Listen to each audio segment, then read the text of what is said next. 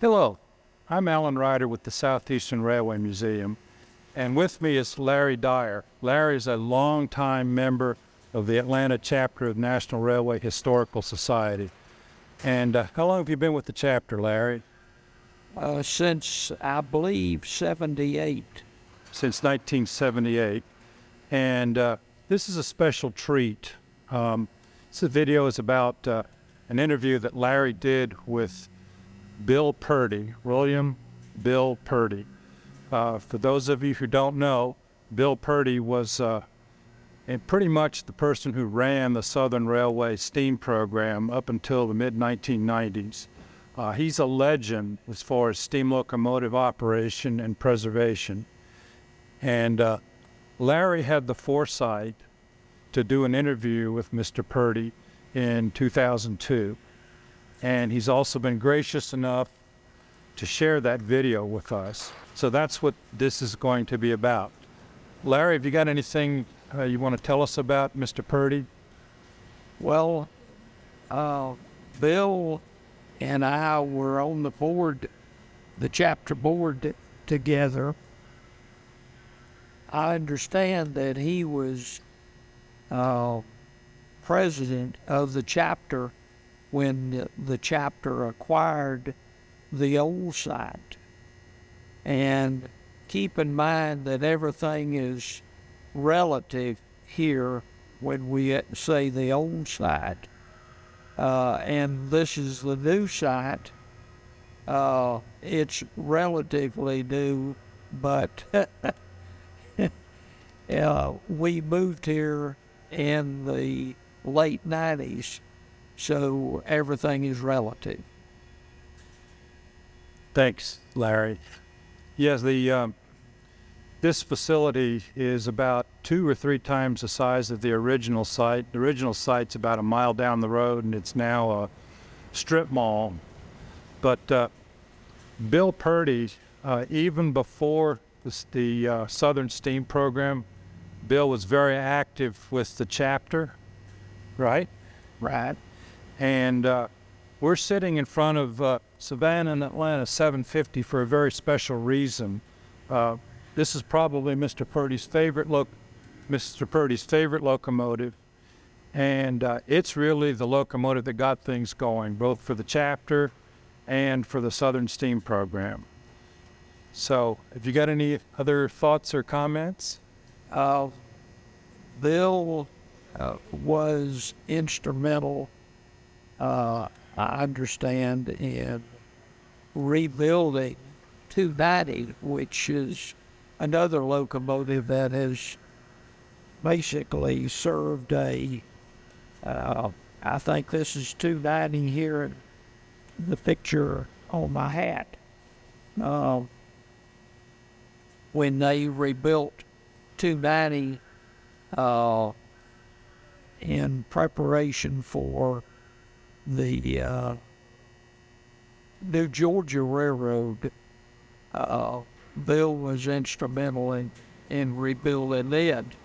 And so both 750 and 290 have been a mainstay of the chapter through the years. And both of them are on site. Yes, sir. One is in basically pieces, and the other is on display. So one is here behind us, and the other is down at Building 3. Without further ado, we will show you Larry's interview with Mr. Purdie. We're very grateful for you having the foresight to do this interview. He did it in 2002, and in 2002, there was no YouTube, there were no iPhones, and making videos or movies of anything was a big deal. And at that time, a camcorder probably cost as much as an iPhone does today. So this is no small thing, and again, we are very grateful to you for doing it. October the 14th, 2002, in the home of Bill Purdie in Alpharetta, Georgia. And we're going to be talking about some of Bill's experiences both in the STEAM program and other remembrances he has of chapter events and acquisition of different pieces of equipment. Bill, can you tell me a little bit about the start of the STEAM program as you became involved in it? Well, Larry, we had 750 we had gotten from the S&A Railroad, and we kept it at North Avenue. And I was a roundhouse foreman at the time, and on my off days I would go out there and work the maintenance on it, because if I remember correctly, we ran the Georgia Peach Special with 750 to Fort Valley and back, going down on the southern and coming back on the central, or vice versa. I can't remember now. But that was in the days before steam program. And it seems to me like that we ran it, the program started in 68, so we probably ran it 66 and 67, and they were highly successful. A lot of people rode that. Essentially, whenever you were running these excursions before there was a STEAM program, what equipment did you use, or where did you get the equipment? We used 750, and the railroad was going out of the passing business, and they had the equipment stored at the Inman, all you needed, you know.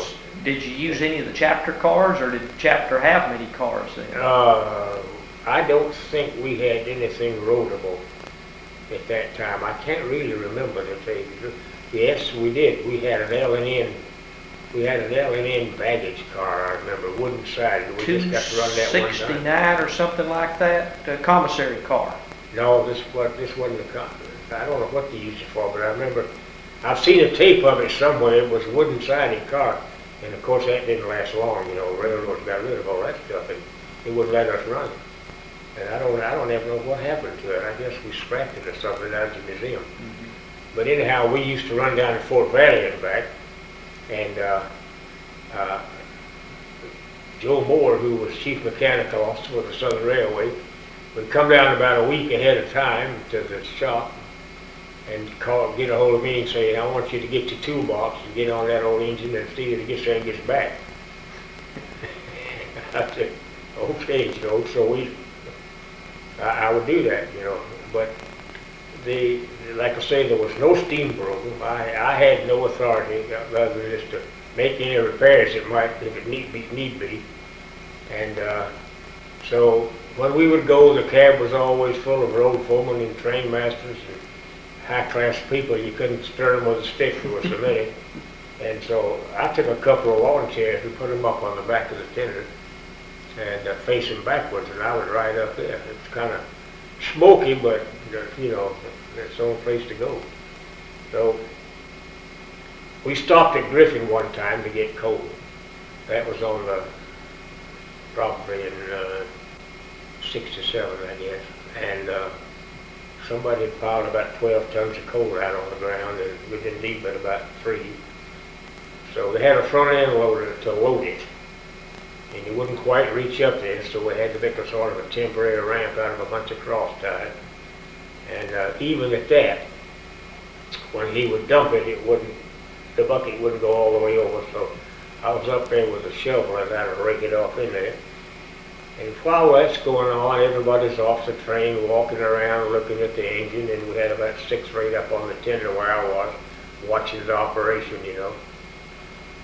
So when we had enough coal, you know, I waved the fellow off and told him I had enough. And I turned around to these people that was on the tender, and I said, now, we fixed to leave, you better get back on the train if you want to go.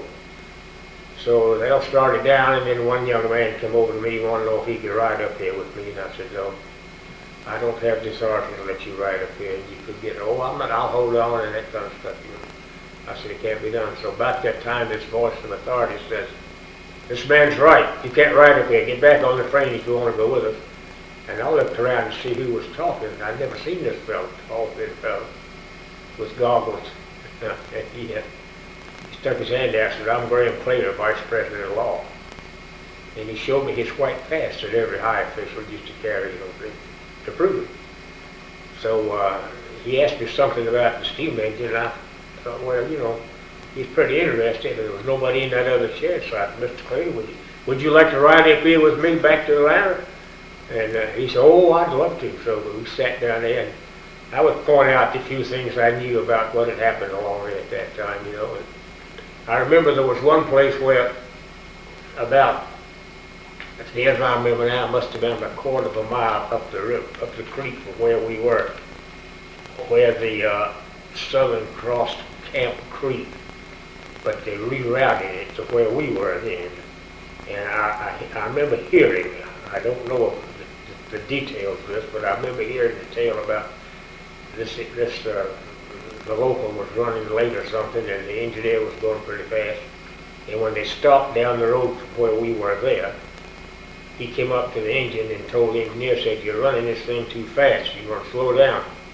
I don't know who the engineer was, but I understand he told the conductor, "Well, we're going to make up time, and I'll eat breakfast in Atlanta, or I'll eat breakfast in hell."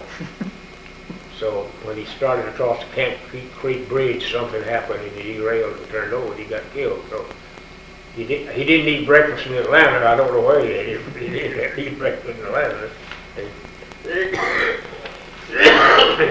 And so then we came on into Atlanta, and Mr. Clayton had my wife and I in his car, and we went and visited after we got the engine put away, and we became friends. And about 3 days later, I got a letter from him in the mail. I still got that. And he was thanking me for, as he had called it, being such a gracious guest on the tender 750.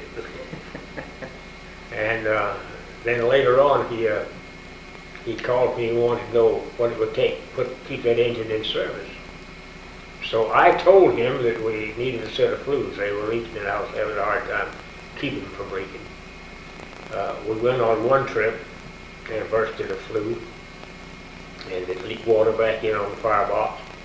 And I went to a machine shop that was close by, and they let me use a lathe, and I turned a plug and drilled a hole in the back of it to fit a 3/4 rod that I found that was about 20 feet long. And I borrowed that, and I took it up and stuck it through the fire door into the flue. By that time, the fire was just about out, except what Dick managed to save up under by the door. And I took a sledgehammer and drove that plug in tight, and then took a pipe wrench and loosened it and pulled it out. Well, that stopped the water from coming in from the fire. So then it ran forward and came out into the smoke box. See? Which meant as we went along, after we got the fire rebuilt and got steam up and we went on, we had to stop about every 5 miles, and I'd go out there and pull the drain plug out of the smoke box and let the water out of it. If it didn't, the exhaust would pull it up and it would spray all over the train and everything.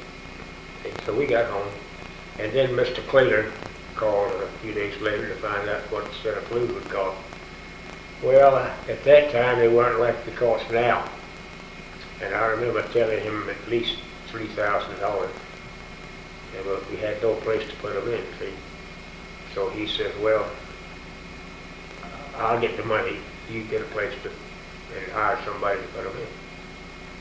So I managed to get permission to get that old, it used to be the Pullman plant where the New York Railroad operated finally, And so we took 750 there.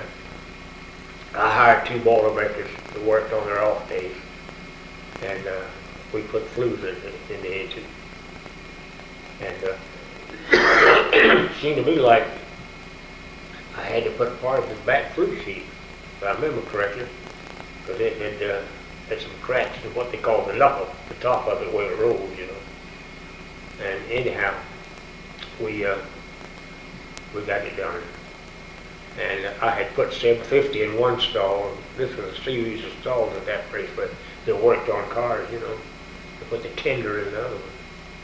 So, and transfer table, not around a transfer table. It's still there. Yeah. So I managed to, I don't know how I forgot now, I got a tractor or something, pulled 750 out on the table, pulled down and went in and coupled up to the tender, and got it all together and fired it up and tested it out. Everything was good.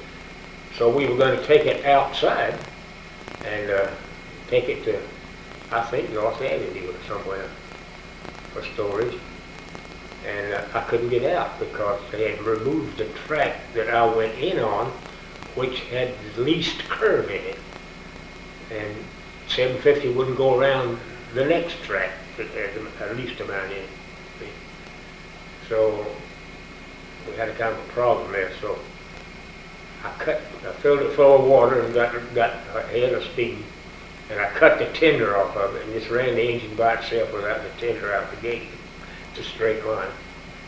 Then I got the big machine they called the Thing, and it would run on the rails and it would run on the ground, you know. And so we used that, and we pushed the tender out, and then I coupled it back up, and we had the whole engine out of it. Then we went up. You have to do things like that.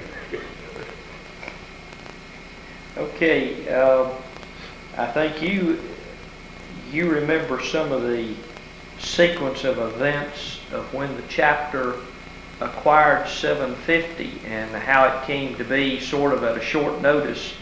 The Atlanta chapter got a hold of it. Well, it was 750 was an S&A engine, Florida East Coast originally. S&A bought it from the Florida East Coast, and Mr. Gay, who was president of that railroad, was very fond of 750. Southern bought the S&A railroad, and so he was told to get rid of all steam engines. And this is the story I was told, that he liked 750 so much he decided he wanted to keep it somehow or another. So he hid it in some part of the roundhouse or shop building or something. And Mr. Brosnan was president then, and he despised steam engines. And so somebody got word to Brosnan it was there, and so he was told to get rid of it right now. Well, at that time, I'm not familiar with this point because I was working the third shift. I wasn't an officer in the chapter, but Jim Bogle probably knows a whole lot of those details, and maybe Howard, I don't know.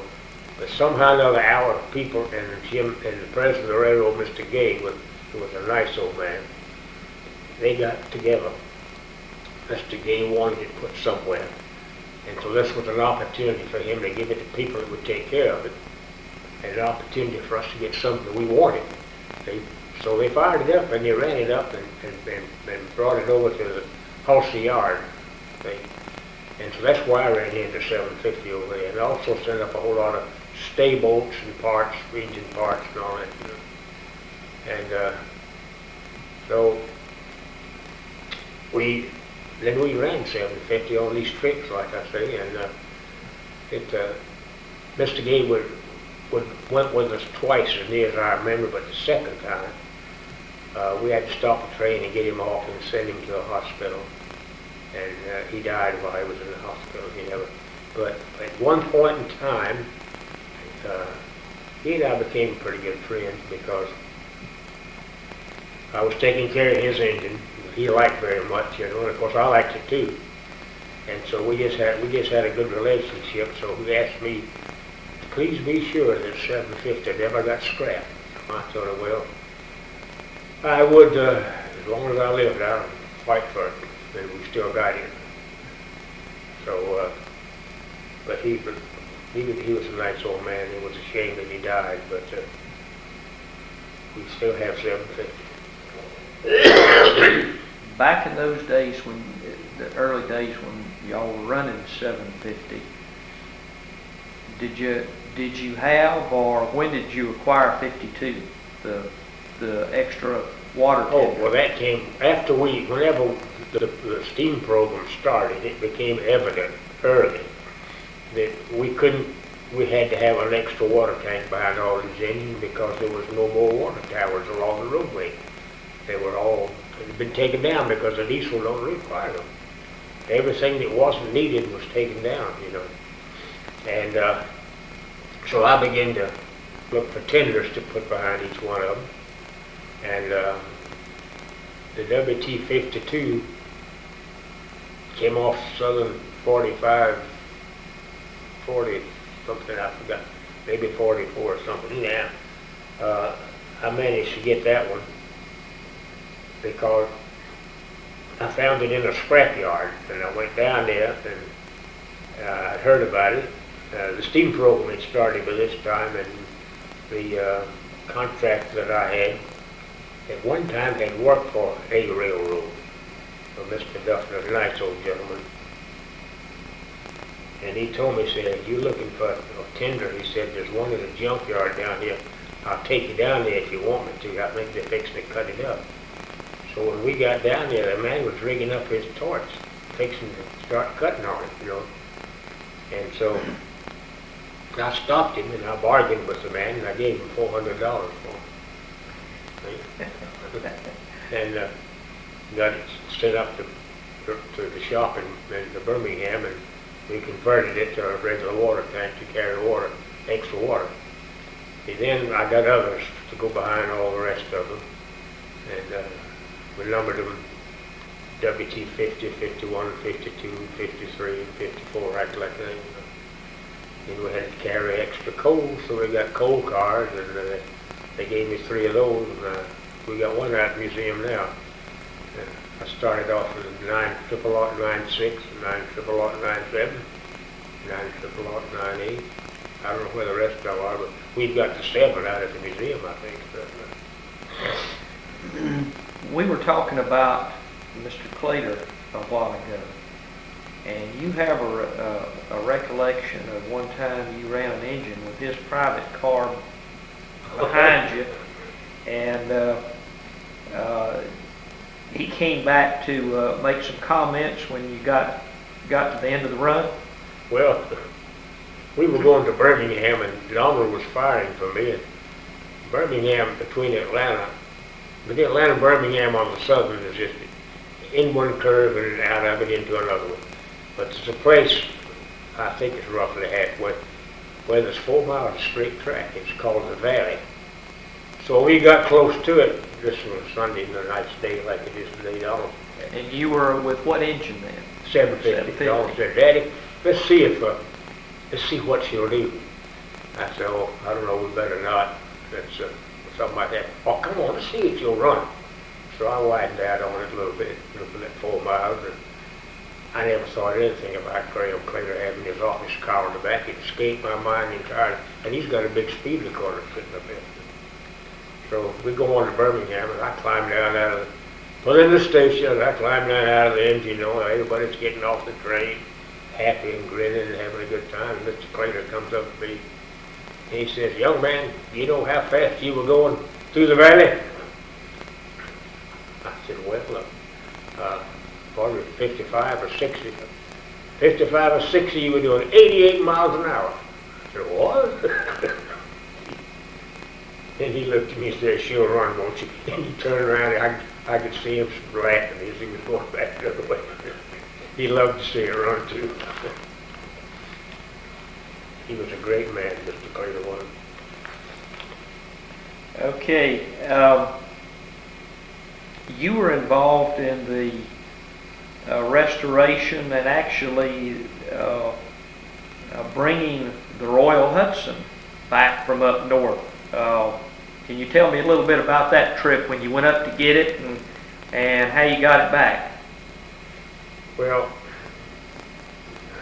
I'm trying to think of the name of the town where it was. It was in a little town. It was in Pennsylvania, wasn't it? Yeah, in a little town. And we had to get on the B&O to get out of there. First of all, we had to get on some other road, but this thing was in a track that they were fixing to do away with, an old track that had served some kind of industry. And they were trying to get these guys to get it out of there and get rid of it. And these guys, there was one specialist that called himself the head of that group, but he was pretty arrogant and he thought he was pretty important. And he just was in the way. But anyhow, we went up there and bargained with him to lease it, you know, and then he thought he was going to come down and tell us how to run it and all that kind of stuff. So How long had it been since it had run when you went to get it? I don't know exactly, but several years. And they had done a certain amount of work on it. And it was bitter cold. It was a frigid day. And when we left up there, and that was in our favor because the ground was frozen, and those rotten cross ties wasn't holding the rails together. It was a frozen ground that held it together. But I remember that the B&O was supposed to come down with the yard engine and pull me out to the main line. And they came down and came down on another track. And I asked one of the guys to go over and tell them I had 2 cars, all that behind that engine, that belonged to individuals, not to a railroad. Somebody up there. And I sent this fellow over to the switch engine crew. They just came down and they stopped. They didn't get down off the engine, so I told them to go and tell them we're ready and want to come over here and couple up and make a brake test. I'm ready. So he came back with the word. They said, "Oh, just go ahead and make my own brake test and go on out under my own power." They didn't want to get out in the cold weather to work. That was what it all about. So I did just that. I just left them sit there, and I went out.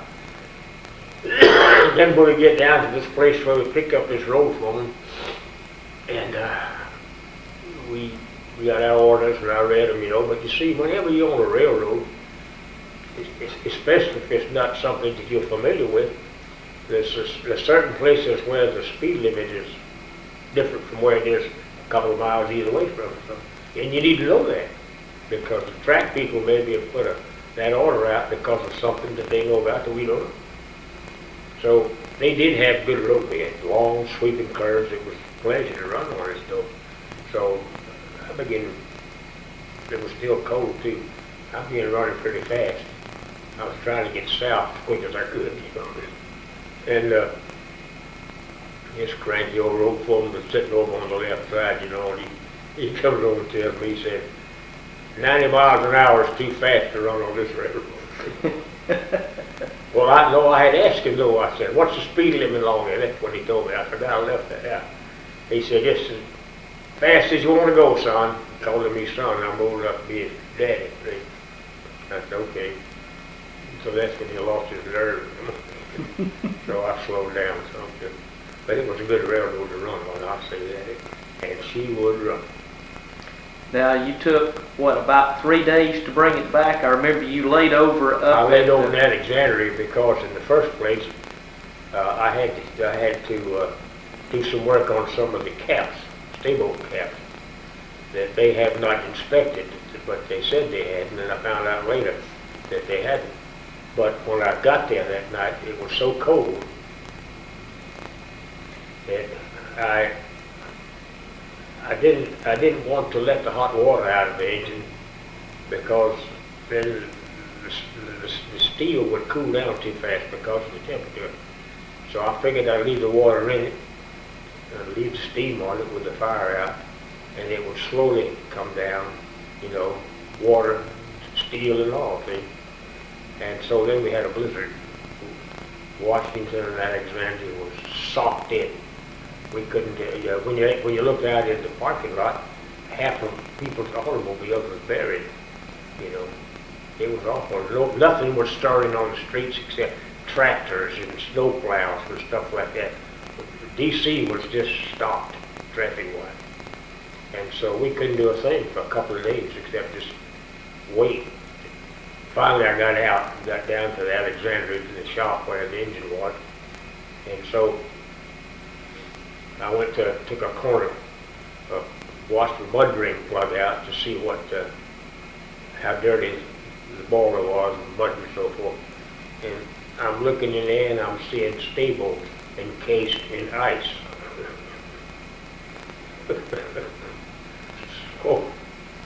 That wasn't too good. So I had a job there, putting water in it, trying to get the water to melt the ice, so to speak, you know. But then I had to work on it 3 or 4 days before I could leave and come south. And I ran into a couple of snowstorms when I got down to where, somewhere. But when I got to Alexandria, actually, I was, no, wasn't it? When I came south on that thing, I had about a quarter ton of snow on the pilot. And, but after a while, it began to melt, you know. But it was cold up in that part of the country, my gosh. Terrible. And you ran that engine for 1 or 2 seasons after you got it down? 2 seasons, I think it was.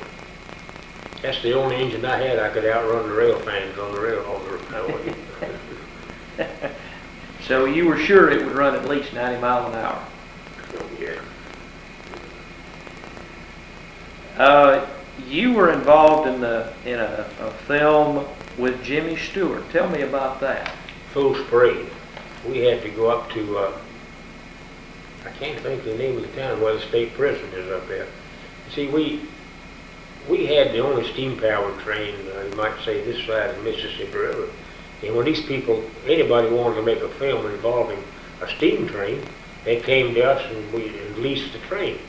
And what engine were you using in that particular movie? Huh? Which engine were you using? 4501. 4501.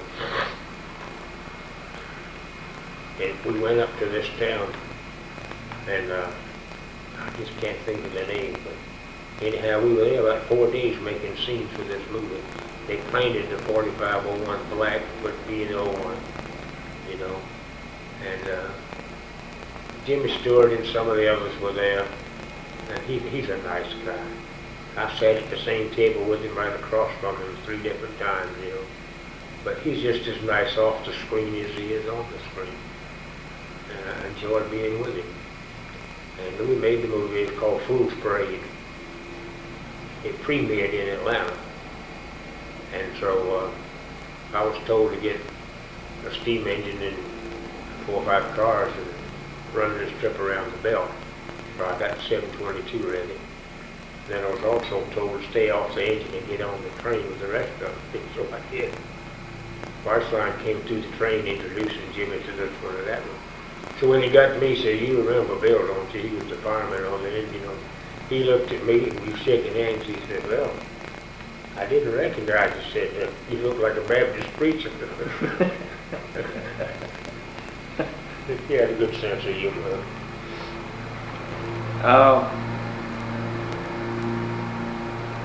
You found tell the story, I believe, at a Christmas banquet one time about an engine bell along the right-of-way. What was the circumstances of that? The bell fell off of the the 4501 when we were in North Alabama. It just came loose, or The bolts broke. I don't know. I have an idea that maybe during the night while it was spotted up somewhere, somebody maybe tried to steal it. And they tried to take the nuts off and they couldn't, so they managed to get the bolts loose or something, you know, and then gave up on it. And it fell off and we didn't know it. And I was sitting behind the fireman and the engineer called over and said, give that old bell cord a rope, is it? A tug said the bell won't ring. So I reached up and pulled it, and I pulled the whole thing out. So I went out on the running board through the cab door, and the bell wasn't there. And Paul Brock had gotten down out of the engine and come around in front of me. He said, "We don't have a bell up here. We've lost it." Then I saw the marks where it had fallen off on the right-hand side of the engine. I could tell by the marks it fell pretty heavy, bracket and all. You're talking about over 1,000 pounds. So I said, I got to get that bell. So I told the road foreman, I said, "You go on in with the train. I'm going to go back and get my wife." She was following in the car. And I'm going to walk back down this railroad and try to find this bell. I said, "Meanwhile, call the dispatcher and get him to have any trains coming by and be on the lookout." So they went one way and I went the other way, walking down the railroad, looking at this, and I'm thinking, if that thing fell in all that brush, I'd never find it. It's just, the brush would close up behind it, I'd walked about maybe a mile looking all around, and then I heard a bell ring. Later on it turned out to be a church bell. I thought when I heard it, there's no way anybody could hardly have that thing ready to ring, because it was a front-mounted bell, which mounts at an angle. You know, it's not, you can't just stand it up. You got to hold it on something pretty heavy. So, after about an hour, a freight train came along. And he slowed down, and the engineer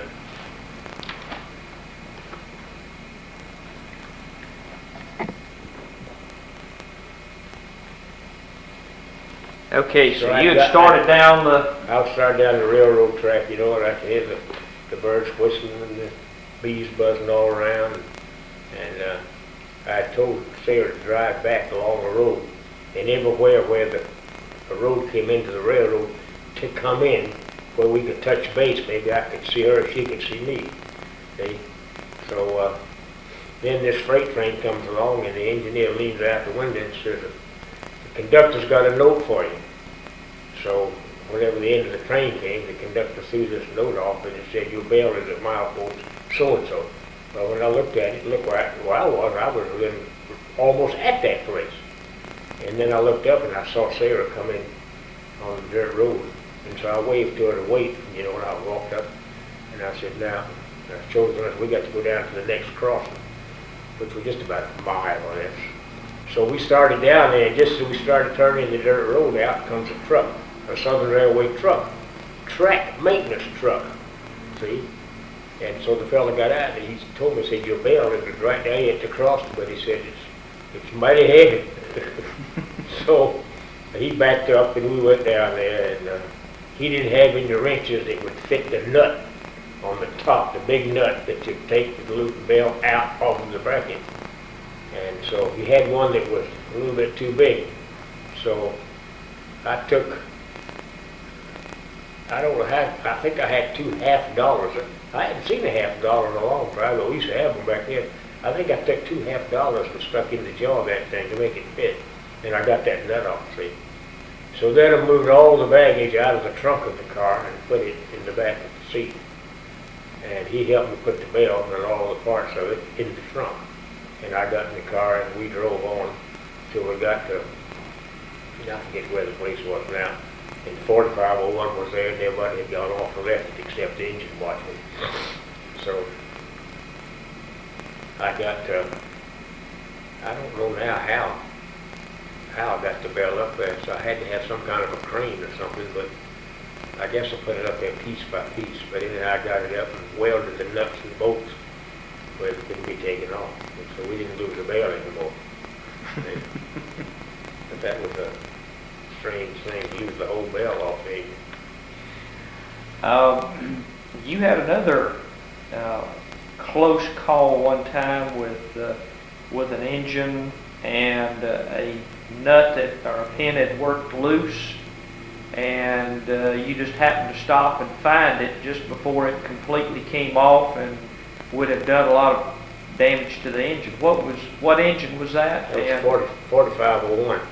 We went out of the shop and went south a few miles to break it in a little bit, and we got a signal to stop and go in the siding, which I did, and it was the same time that I think it was seemed to me like there was a agent's office or something there, but anyhow I got down to look around, which is what I used to do, and I found that where the union link and the combination lever on the right side go together, the nut had come off and the pin was halfway out. So I got it back in, and I found a nut that fit a tar cube, and fixed it where it wouldn't come out anymore. If it had come out, what would it have done to the side of the Well, engine? I'd lost control of the valve on the right side of the engine. There was what had a half an engine, see, and I would have to take it off the union link so that it wouldn't slap up against stuff as the piston was taking it back and forth, because the other end of that is fastened to the crosshead. And would have to what they call put the engine on one side, pull the valve on the right side that was an operative to the middle, so that it wouldn't put any steam in the piston. And that's quite an operation, you know. How long were you probably there getting it fixed? A couple hours? 20 minutes or something. It didn't take long once I found out what the trouble. I used to carry extra things like that around. You had to because there wasn't any shops close by back then, you know, all up and down the railroad. I put extra toolboxes on the engine, on the water cars, to carry tools and supplies, lubrication and wrenches of all kinds, you know. You remember a little bit about the 2 heater cars that the chapter acquired. I think they still have. They came out of North Avenue Coach Yard. How was it that we got Well, these heater cars were diesel B units, F engines, that the railroad was doing away with, and so they took 2 of them, or they took more than 2, they took about 3 or 4, and made what they called heater cars out of them. They took the engines out and used the car bodies, put a steam generator in there, and some more stuff, electrical stuff, and then they could run it behind a freight engine that was not in a position to furnish any steam. And they worked out for a while, but then they had a lot of trouble with them, so they finally gave up and got rid of the Alco switch engines, and then the passenger trains began to disappear anyhow. But there was 3 of them over North Avenue, if I remember right, and there was a bunch of baggage cars the railroads had over there, close to there, and they hadn't been used in several years, and so I thought, well, I heard they were going to get rid of these things, so I was going to get a hold of Mr. Beislein, because he was in charge of the steam program, and asked him what they were going to do with them, you know. But when I got home, he had a call in for me, and he told me that the railroad wanted to give them to somebody that could find anybody who wanted them. I said, yeah, I know where you put some of them. So we got 2 heater cars, and I think 3 baggage cars, if I remember right out of the deal. They were still. Did the chapter ever have an occasion to use either of the heater cars? Were they still functional? No. They had been out of service a while, and there was a lot of things stripped off of them. Mm-hmm. You also were instrumental, I think, in the chapter getting the kitchen car, weren't you? The kitchen car? The kitchen car. I got it. I heard that there were, that the Army was through them, the war was over, you know, there was hundreds of these things. So I got a hold of somebody and found out there was some in Charleston, South Carolina, and if I went there to talk to Colonel so-and-so, so I flew to Charleston. I went and saw this colonel, and he said, well, let me show you. We went to the door, and he said, pick what you want. It was as far as the eye could see was kitchen car.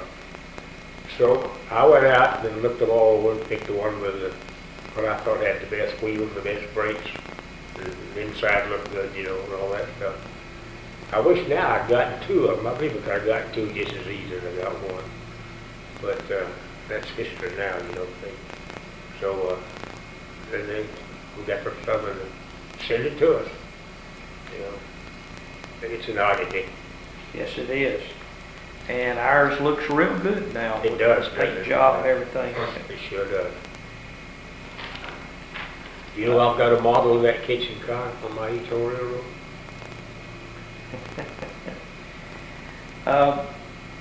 Bill, how did Maud come to be with the Atlanta chapter? Well, Maud's history goes way back. It was one time, we think, a 260 it was cut down throughout the years, and a section of the frame taken out and welded back together so they could use it to push dead engines in and out of roundhouses on the table, on the turntable.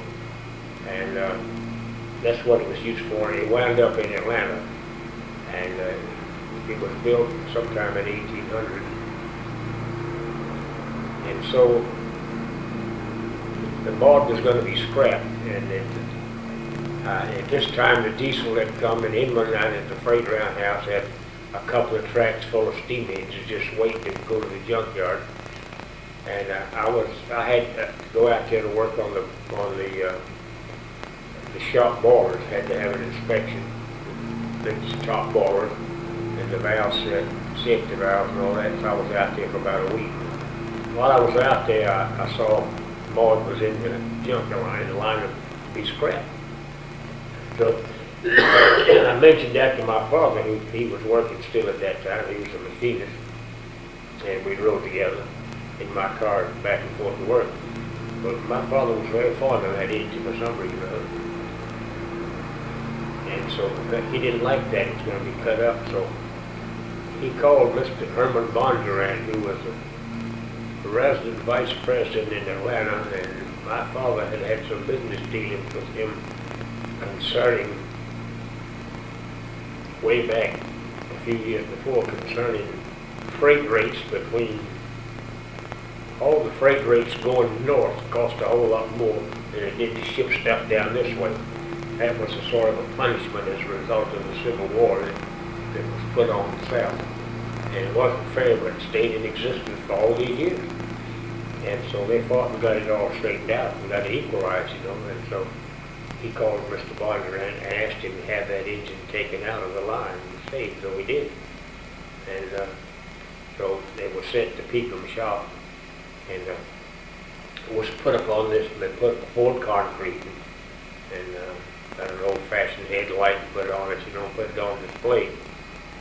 And then the shop, the railroad decided that they wanted to take it out of there. It wasn't their property anymore, so they gave it to the shop employees, which is a kind of a loose thing in a way, but it belonged to the shop employees of Peakham's shop.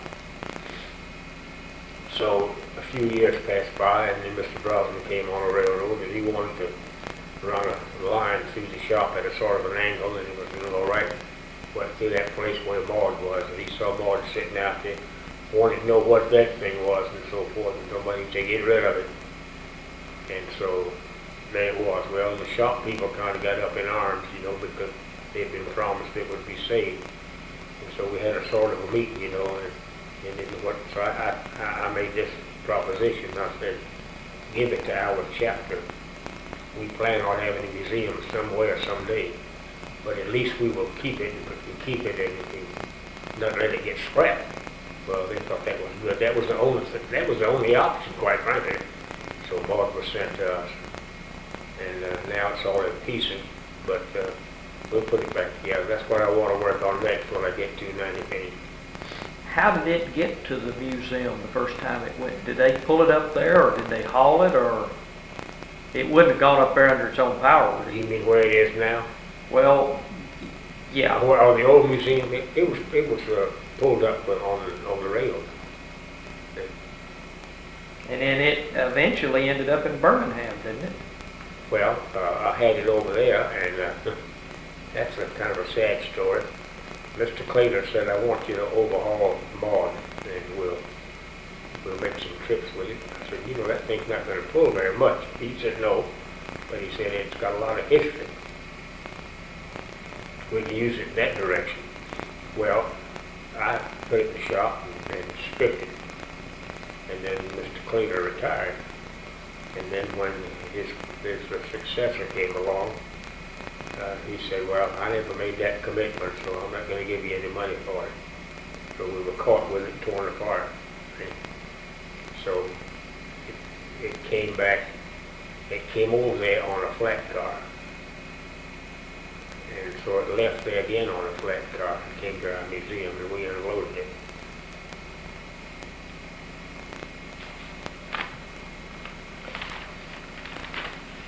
Whenever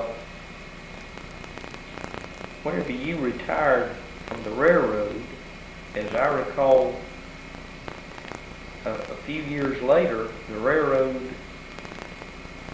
engineers went on strike, and you got called back, didn't you? No, I was on the steam program running excursions, and we were in, I forget where it was.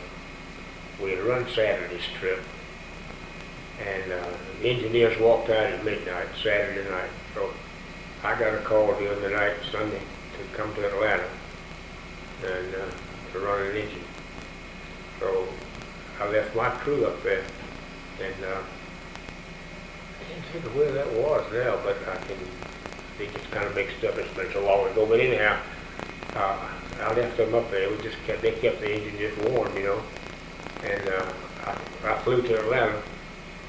It was assigned 7 at night to 7 in the morning, running the switch engines around Atlanta, out to England and back and down to the Ford plant and all that kind of, for a week, just about a week. And the engineers came back to work, and I went back, got the engine picked up again where we left off. They had folks, I guess, out on the line that had never worked out on the line before during that strike, didn't they? Oh gosh, they were terrible. Poor fellow. They didn't know. They didn't know much about it. They were office people. They didn't know anything about running, you know. We have just finished, the museum has just finished restoring the Washington Club completely. And I understand that back during the early days of the chapter, you had occasion to ride on the Washington Club when it was still out active in the steam program and so forth. Well, before the steam program was, that was another thing. We used to run the Washington Club. I remember one time we put it on the back of a piggyback train to Chattanooga. The railroad would allow that then, you know. And we went to Chattanooga in it and came back on something, I don't know what it was on to. And because it was, I remember sitting back there in what would have been a vestibule, that right open, if they had one, but it was closed, you know. It was a sun parlor or something they called it. Solarium or something, wasn't it? Yeah, solarium, that's right. But anyhow, one time I wrote it, we had a convention, before there was a steam program, we had a convention at Richmond. And Mr. Clayton wanted to take the 4501 and the train up there to Richmond. So we did, and I went out of the shop and rode to Washington. We slept on the Washington Club Saturday night, and another couple. Well, it was Wes McComb and his wife. What was her name? Carol or something. Is she still alive? I think so. The Washington Club was also used on some of the regular local chapter excursions, wasn't it? Yeah, I can't remember where all we used it, but it was you know, it was a car that we liked it until all of a sudden one of our coastline men found it down in some station somewhere and said, "You get that thing back, you're not going to put it out on the road." We retired it because it wasn't roadworthy. But I think he had the wrong car in mind. There wasn't anything wrong with that car. Do you remember much about how the chapter came to have 405, our commissary car? How did we get it? Wasn't it a horse car or something at one time? I just don't know. Really, I can't remember anything about that. How we got that car. I know at one time, when the Southern had collected a whole bunch of passenger equipment and stored out in Inman, Mr. Cleary told me to go to Inman with, I can't think of this fellow's name now that was in charge of all that, and pick out 6 or 7 or something cars to donate to our chapter. And that's where we got those Pullmans you were talking about. 405 may have been one in that group, because I looked them all over to pick out the ones that had the best wheels and things like that, you know. And there was what was the Central Georgia car, 520 something that we never had. 527. Yeah. And then we have 651, which is a newer. It's one that was leased to the New Georgia for a while. 651 is 1111 now. Yeah. in-house, picked out the best ones I could find, and but they were given to our chapter, our group. Are there any other experiences or remembrances you have of acquiring equipment and unusual circumstances with our equipment and chapter? You were involved with the acquisition of the original museum site, weren't you? Weren't you president of the chapter then? Yeah, Mr. Clayton was very close to us. He wanted the museums to flourish all over the system, and they did. And he would help, and so we were discussing all this one time, and I told him, what hard time we had, cars over at this place and cars and stuff over at that place. I said, we just need somewhere close to a railroad where we can have a museum, some property. And he said, let me see what I can do. So the next thing, about a week later, that was about 12 acres, wasn't it? 12 or 13. Yeah, for that place over there. They donated it to us, and we began to acquire stuff and put it in. And it was just a sagebrush field then, wasn't it? yeah, it had an awful lot of cutting down that had to be done. And I looked at it and I thought, there's no way we can afford to move all this dirt, mud, clay to make a flat place in here. We'd still be paying for that. So so happened that along came a couple of fellows that was in the Duluth, Gwinnett, I guess it was Gwinnett County. They were councilmen and they liked trains. And so they got the convicts to come over there. In about 3 days they had all that cut out. That wasn't what you see it now. That wasn't the way it was when we got it. Didn't have a fence around it or anything? No, it didn't have a fence, and that was another thing. We had people breaking into stuff, and they'd come in daylight and look around, I was out there one time, and we had 4 or 5 cars on the track that went down outside to a dead end and a pile of dirt down there. And this guy drove up the pickup truck, and he and some young fella got out, and they started going down looking at the cars and pulling up the journal to look into them, So I copied down his tag number, and then when he came back, I went down to him though, and I said, what are you doing here? Oh, just looking at things, he said. And I said, what kind of things? Well, we like trains. I said, you like brass more than anything, don't you? They were going to come back and take the brasses out. So I said, I got you a tag number. I just want you to know if anything's missing, we're coming to see you. The man with the badge, never saw him anymore. But I wrote a letter to Atlantic Steel and asked them if they could maybe give us a little bit of wire or something. And told them we had this acreage and we had to have so many feet of wire to go around it. What were we doing?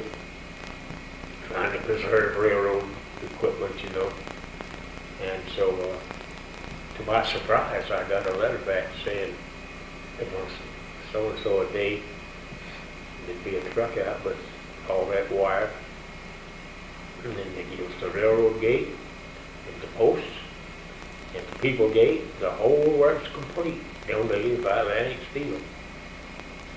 And then when it came out there was nobody to unload it but Donald, who was a little boy, and me, and the truck driver. And I think, we unload this stuff and leave it on the ground, it won't be here in the morning. So we had an old box car there. It was in kind of bad shape, but it did have a lock on it. So I got him to back his truck up to the door of that thing. And the 3 of us wrestled over rolls of wire and got them all in that car and locked it up. And I tell you, that was a big job. Well, it kept them from being stolen. And that was in the early 70s. Yeah, it had to be. Okay, Mr. Purdie, I certainly do appreciate Oh, I'm just glad to relive it. Some of these things I can't remember, and then they come to me from time to time, you know. And so I've started one of these things myself, but I've just got my name on it so far. Well, this has been very interesting, and hope you've enjoyed it. I know I have enjoyed it. It goes back to an experience I had for 14 and a half years. It was unique within itself. Trying to maintain and run steam trains in the era when there was nothing but diesel. And that too, everybody didn't like steam engines. Especially young train masters, they were scared of them. You know, and I used to tell them these things ran for 100 years before you was ever born, so they got over the railroad, you know. But then there was some that was, some of those guys that was real nice, you know. And of course, the president of the railroad, he liked it, and that's all that mattered. Mr. Clayton he was all right, I'll tell you, I miss him.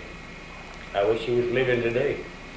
And Mr. Robert Clater was also very supportive. Yes, he was. Oh, yes, he was. He certainly was. Yeah, he came along later. He was head of the N&W, you know. And but they both passed away. Okay, then. Thank you very much. Okay. In 2010, Bill Purdie left this world at the age of 95. A long life, but he is certainly missed. And like many things, his memory has tended to fade. And so we are very grateful, Larry, that you took the time and the effort in that era to do this interview with him. We are greatly appreciative, and his memory will live on through your efforts. Thank you very much.